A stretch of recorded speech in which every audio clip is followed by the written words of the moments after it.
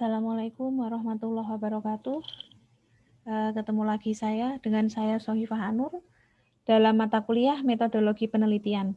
Kalau minggu-minggu sebelumnya kita sudah membahas tentang bagaimana cara penulisan proposal penelitian, kemudian bagian-bagiannya apa saja, terus bagaimana cara menulis laporan penelitian ataupun skripsi, penulisan EYD yang benar itu bagaimana. Nah, saatnya hari ini kita akan membahas tentang publikasi hasil penelitian melalui jurnal dan proceeding.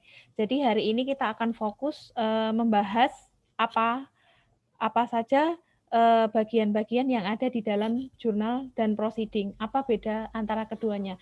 Yang perlu kalian tahu. Oke, saya share dulu screen-nya.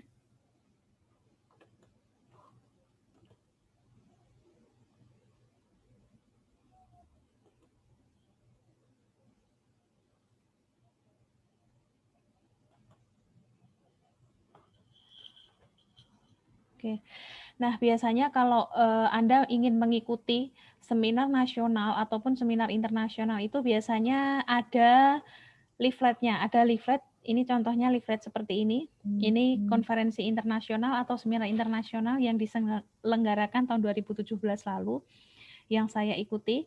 Ini diadakan oleh 3 lembaga, Exit Swindon, jadi sebuah lembaga kayak NGO, Jerman, IPB, dan kampus saya dulu, TU Braunschweig. Nah, ini menyelenggarakan seminar tentang wastewater management di Bali. Nah, biasanya ada leaflet seperti ini. Banyak sekali setiap tahun itu agenda seminar nasional ataupun internasional. Bahkan mungkin di masa era pandemi COVID seperti ini, nanti Anda akan banyak menemukan webinar-webinar yang sangat menarik, baik itu skala nasional, regional, maupun internasional yang Anda misalkan mau ikuti atau Anda ingin ikuti gitu. Jadi kalau Anda selama menjadi mahasiswa S1 itu jangan sampai Anda itu menjadi mahasiswa yang hanya duduk di kursi, kalau saya bilang melengket di kursi, tahu-tahu nanti lulus ya udah lulus aja tanpa pengetahuan tambahan apapun. Jangan sampai selama jadi mahasiswa S1 ikut seminar bahkan nasional pun belum pernah. Jangan sampai seperti itu. Nanti Anda akan menjadi mahasiswa yang kurang pergaulan. Jadi misalkan nih, Anda bisa mengikuti seminar nasional ataupun internasional, dan siapa tahu Anda banyak bertemu dengan networking di situ. Jadi salah satu tips untuk mencari promotor ataupun dosen pembimbing ataupun kenalan jika Anda misalkan punya cita-cita ke luar negeri itu di sebuah seminar, terutama seminar internasional seperti itu. Jadi untuk memperluas jaringan. Jangan sampai Anda mahasiswa Unsera ngedubreknya di Unsera, taunya Unsera aja. Jangan, Anda harus berpikir luas. Saatnya Anda mengembangkan diri Anda, punya hasil penelitian, Anda publikasikan di seminar nasional ataupun internasional. Oke, biasanya diawali dengan leaflet seperti ini. Nah, terus ya, tips untuk jalan-jalan biar kelihatan elegan, itu ketika Anda jalan-jalan itu jalan-jalannya memilih tempat seminar yang asik. Misalkan ada seminar nasional ataupun internasional di UGM. Wah, Anda pengen nih liburan ke Gunung Merapi, nampak tilas Gunung Merapi. Ataupun di Jogja itu tuh ada yang namanya gua yang eksotik ya, namanya Gua Pindul. Anda pengen berselancar di Gua Pindul. Oke, saya cari tempat seminar nasional di Jogja yang bagus, biar saya sekalian bisa berwisata. Anda ke situ gitu. Nah, setelah nanti ke situ Anda naik kereta, ditanyain orang mau kemana? Saya mau conference, kan agak keren. Mau kemana? Coba, saya mau main gitu kan, nggak keren amat gitu loh. Apalagi kalau Anda jomblo-jomblo mencari seseorang yang berkualitas, ya tunjukkan diri Anda kayak gitu. Just tips saja. Oke. Nah, ini untuk mengikuti seminar nasional ataupun internasional ini ada beberapa tahapan yang harus Anda ikuti. Yang pertama, pasti ketika Anda melihat leaflet itu, wah saya tertarik nih seminar di Jogja, saya tertarik seminar di Malaysia, kebetulan dapat tiket promo dan sebagainya. Nah, ini Anda mengirim abstrak sesuai template. Jadi biasanya di leaflet itu disertakan juga link untuk template naskah ataupun abstrak yang ingin Anda kirim. Nah, setelah Anda mengirim abstrak hasil penelitian Anda yang sesuai template, itu Anda mendapatkan notifikasi melalui email. abstrak yang Anda kirim itu accepted, diterima atau tidak untuk diseminarkan.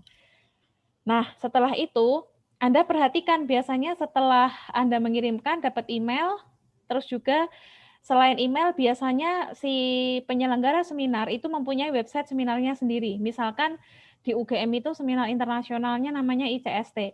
Misalkan www.iCST.ugm.ac.id dan sebagainya. Nah, itu Anda klik, di situ biasanya ada pengumuman selain by email, biasanya ada di website, terus juga direct langsung lewat email. Nah, setelah itu perhatikan deadline-nya. Kenapa? Deadline itu ada deadline full paper, deadline abstrak sendiri, deadline full paper sendiri. Biasanya tidak bersamaan. Nah, penyelenggara seminar, baik itu nasional ataupun internasional, biasanya ngasih deadline ke abstrak dulu, setelah diterima atau tidak, baru ngasih tenggat waktu untuk pengiriman full paper. Full paper itu artinya tulisan hasil penelitian yang sudah Anda raih, yang akan Anda seminarkan. Nah, setelah itu biasanya ada beberapa revisi, ada yang revisi sekali atau 2 kali, dan sebagainya. Nah, revisinya itu harus sesuai dengan template juga. Nah, setelah full paper itu Anda kirim, nanti Anda biasanya membayar administrasi seminar sebagai pemakalah. Jadi, bayangkan aja kalau misalkan nih tahap awal Anda pemula, Anda belum punya hasil penelitian, oke, Anda ikut dulu seminar sebagai peserta. Tapi tahun depan Anda sudah penelitian, Anda punya hasil, misalkan Anda penelitian tentang adsorben atau apa, Anda punya hasil, Anda kirimkan itu hasil di seminar nasional ataupun internasional. Nah, setelah itu Anda naik level dari yang dulunya peserta seminar menjadi pemakalah. Pemakalah itu yang mempresentasikan hasil penelitiannya di seminar nasional ataupun internasional. Jadi kan kalau manusia hidup itu ada tahapannya ya. Pertama kita mahasiswa itu tahapannya itu menjadi anak kos-kosan, benar nggak? Saya dulu juga mengalami. Setelah menjadi anak kos-kosan, naik tahap menjadi anak kontrakan. Setelah anak kontrakan, naik tahap lagi menjadi anak rumahan, seperti itu.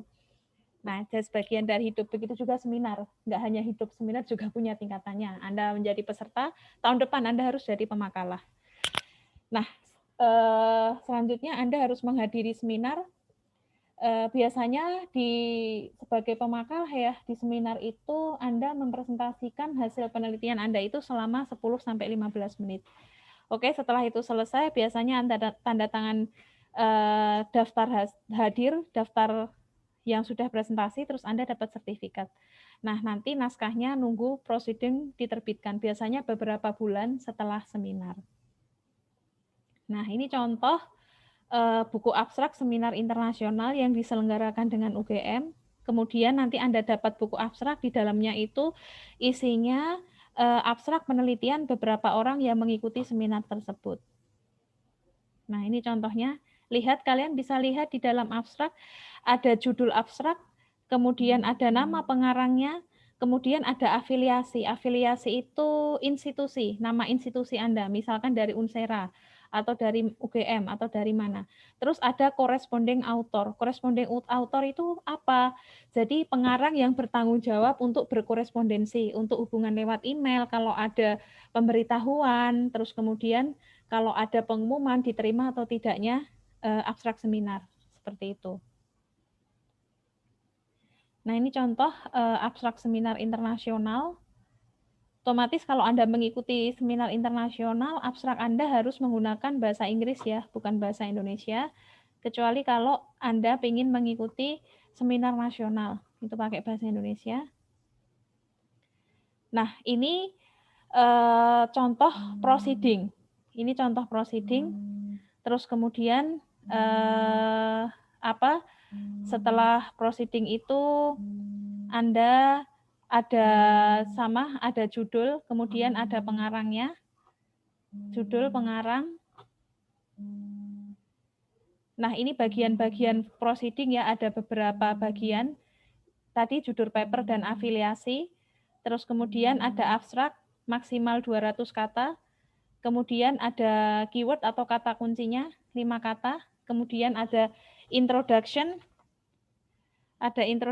latar belakang masalah ya, isinya latar belakang masalah, kenapa Anda mengambil penelitian tersebut, kemudian ada eksperimental atau apa namanya, alat, bahan, dan langkah-langkah penelitian.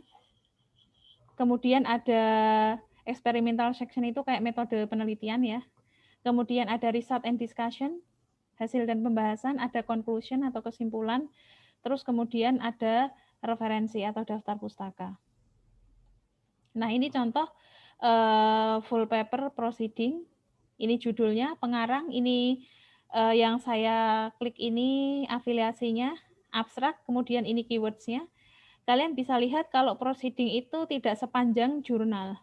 Jadi kayak ini ya contohnya introduction cuma satu paragraf, hanya beberapa kalimat, terus experimental section-nya juga cuma satu paragraf. Kemudian result and discussion-nya cuma satu halaman. Ini Anda lihat referensinya juga sedikit. Nah, nanti kenapa? Nanti akan kita bahas apa perbedaannya dengan jurnal. Nah, ini apa perbedaan antara proceeding dan artikel ilmiah ataupun jurnal? Keduanya persamaannya sama, keduanya sama-sama dari hasil penelitian ilmiah. Nah, kalau proceeding ini biasanya dari hasil seminar kemudian dipublikasikan dari proceeding, terus juga naskahnya itu biasanya lebih singkat dari naskah artikel ilmiah. Kenapa lebih singkat? Nah, karena ini biasanya dipilih peneliti untuk mempublikasikan data awal penelitian. Jadi kalau Anda penelitian, total penelitian yang ingin Anda jalankan 100% sampai parameter A, parameter B, C, dan D. Misalkan ada 4 parameter yang ingin Anda uji di dalam penelitian Anda. Misalkan ya. Oke. Tapi tiba-tiba ada pengumuman seminar internasional. Anda tertarik nih, ada seminar internasional di Kuala Lumpur. Anda tertarik, sementara Anda baru punya data dan hasil yang signifikan dari parameter pertama.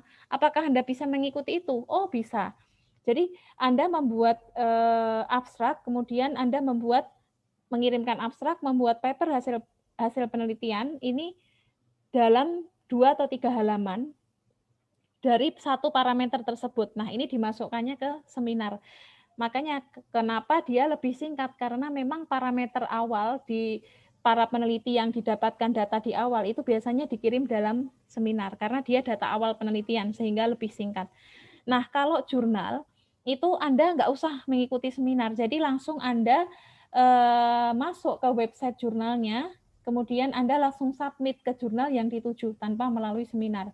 Nah, karena jurnal ini merupakan laporan dari ibaratnya membahas atau menceritakan dari keseluruhan hasil penelitian, makanya biasanya artikelnya lebih panjang karena terdiri dari beberapa parameter. Seperti yang saya ceritakan tadi, berarti kalau seperti itu biasanya ada 4 parameter. Anda meneliti 4 parameter, semuanya Anda tulis di jurnal ilmiah tersebut. Oke. Sama, hampir sama dengan proceeding, bagian-bagiannya sama, judul paper dan afiliasi, kemudian abstraknya maksimum 200 kata, keywordnya maksimum 5 kata. Di introduction, isinya latar belakang masalah. Kalau di dalam proceeding, Anda di introduction hanya 2 atau 1 paragraf bisa. Kalau di jurnal, ini harus Anda mengetengahkan dari yang umum sampai ke yang khusus. Di paragraf terakhir, Anda ulaskan kelebihan penelitian Anda. Seperti itu. Kemudian bagian eksperimental sama alat langkah bahan penelitian. Nah, ini khusus karena Anda teknik kimia, ketika Anda menuliskan di bagian eksperimental itu juga ingat Anda harus menuliskan misalkan alat UV vis, merek, pabriknya Anda tulis. Anda menggunakan bahan kimia, mereknya apa, pabriknya apa, dari Sigma Aldrich atau dari Merck, Anda tulis semua. Nah, kemudian selanjutnya bagian ke-6 ada result and discussion, hasil pembahasan, conclusion, kesimpulan. Terus di dalam jurnal ini ada yang biasanya ciri khas acknowledgement. Apa itu? Ucapan terima kasih. Terima kasih ke siapa? Ke pemberi dana dan pendukung supporting penelitian. Jadi pensupport penelitian. Misalkan penelitian Anda didanai oleh Unsera, Anda mengucapkan terima kasih itu. Misalkan Anda penelitiannya didanai oleh Dikti, Ristek Dikti, Anda sampaikan terima kasih ke Ristek Dikti. Jadi acknowledgement itu ucapan terima kasih kepada beberapa pihak yang mendukung penelitian Anda, termasuk dukungan dana ataupun dukungan alat. itu di situ. Terus biasanya kalau yang nomor 9 ini ada supplementary data, ini nggak wajib ya. Jadi supplementary data itu kayak lampiran tambahan, ini penting tetapi tidak bisa masuk ke paper. Misalkan datanya banyak banget, Anda punya banyak data, punya banyak grafik. Yang ditempelkan di paper itu misalkan hanya 7 atau 8 grafik, yang lainnya masuk supplementary data atau lampiran. Kemudian referensi. Ini contoh jurnal ilmiah ya, artikel ilmiah jurnal. Ini dari jurnal Sensor and Actuators. Nah, ini penerbitnya Elsevier. Ini judul di sini yang saya klik, kemudian ini pengarang. Yang di bawahnya ini afiliasi atau instansinya. Nah, ini artikel info, artikel history, Receive 2 Januari 2016. Artinya artikel ini disubmit oleh pengarangnya pada 2 Januari, terus kemudian masih direvisi. Direvisi itu dari Januari sampai 29 Juni. Nah, ini masih dalam revisi atau perbaikan. Biasanya Anda jangan dalam tanda kutip jangan kepedean. Misalkan, saya ngirim jurnal sekali langsung accepted atau diterima. Enggak.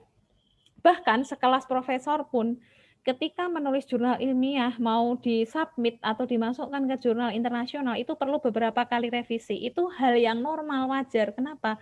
Karena penerbit itu pengennya naskah jurnal atau publikasi yang akan mereka publikasikan itu berkualitas. Jadi misalkan ketika Anda submit mau jurnal nasional ataupun internasional, kok revisi-revisi terus kayak skripsi aja, memang seperti itu. Anda jangan heran, karena itu untuk memperbaiki kualitas penulisan kita. Ini saja artikel ini dari Januari revisi sampai bulan Juni, 6 bulan sendiri untuk revisi. Nah, baru setelah itu diterima, accepted 30 Juni, terus tersedia online di internet mulai 1 Juli. Nah, ini keywordnya ya, ini keywords, kemudian ini abstraknya. Ini sama, ini judul, nama pengarang, afiliasi, ini abstraknya, ini keywordsnya.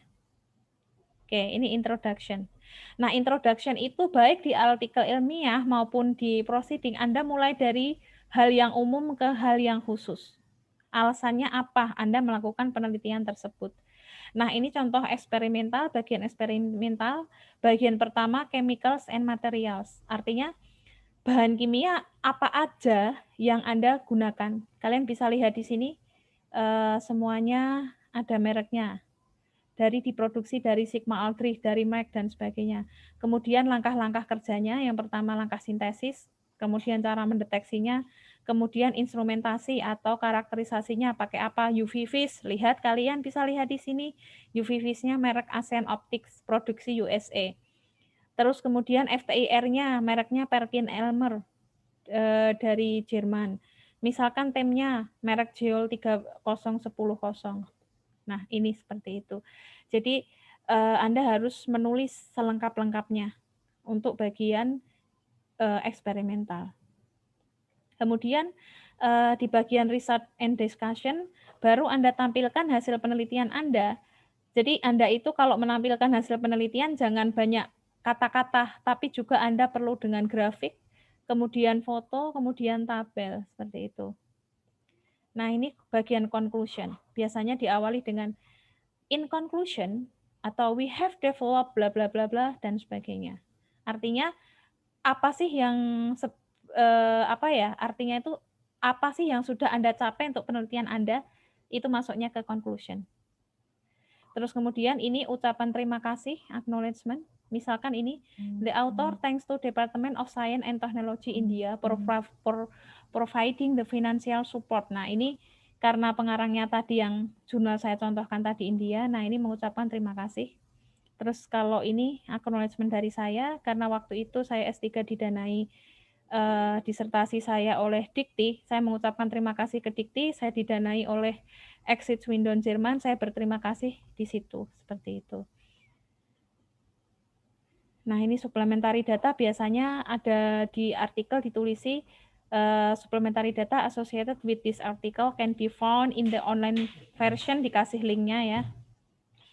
Seperti itu. Nah, ini Sampai di sini semoga paham, ini sebagian besar, secara garis besar ya, bagian-bagian jurnal dan proceeding yang Anda ketahui, yang harus Anda ketahui. Nah, nanti minggu depan, akan kita bahas bagian-bagian jurnal secara detail dan, bagian-bagian jurnal secara detail, dan nanti akan saya ajarkan bagaimana cara mencari jurnal yang berbayar tetapi kita bisa akses dan tidak membayar. Nanti akan saya ajarkan di minggu depan. Sampai di sini semoga mudah dipahami. Wassalamualaikum warahmatullahi wabarakatuh.